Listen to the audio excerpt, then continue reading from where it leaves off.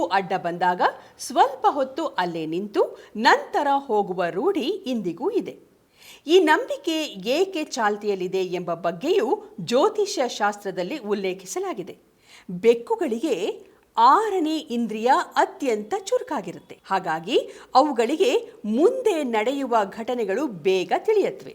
ಅವು ಭವಿಷ್ಯದಲ್ಲಿ ಆಗುವ ಕೆಟ್ಟದ್ದರ ಸೂಚನೆ ನೀಡತ್ವೆ. ಹಾಗಾಗಿ ಸ್ವಲ್ಪ ಸಮಯ ಅಲ್ಲೇ ನಿಂತು ನಂತರ ಮುಂದುವರಿಯುವ ಪದ್ಧತಿ ಬೆಳೆದು ಬಂದಿದೆ. ಇನ್ನು ತಂತ್ರಶಾಸ್ತ್ರದಲ್ಲಿ ಬೆಕ್ಕಿಗೆ ವಿಶೇಷವಾದ ಮಹತ್ವವನ್ನು ನೀಡಲಾಗಿದೆ. ಬೆಕ್ಕಿನಿಂದಲೂ ಭವಿಷ್ಯದ ವಿಚಾರಗಳನ್ನು ತಿಳಿಯಬಹುದು ಅಂತ ಹೇಳ್ತಾರೆ. ಬೆಕ್ಕು ಮನೆಗೆ ಬಂದು ಅತ್ರೆ ಯಾವುದೋ ಕೆಟ್ಟ ಘಟನೆ ನಡೆಯುವ ಸೂಚನೆಯಾಗತ್ತೆ. ಪರಸ್ಪರ ಬೆಕ್ಕುಗಳು ಜಗಳವಾಡ್ತಾ ಇದ್ರೆ ಧನಹಾನಿಯಾಗತ್ತೆ ಹಾಗೂ ಮನೆಯಲ್ಲೂ ಕೂಡ ಜಗಳವಾಗುವ ಸೂಚನೆ ಅನ್ನೋ ನಂಬಿಕೆ ಕೂಡ ಇದೆ.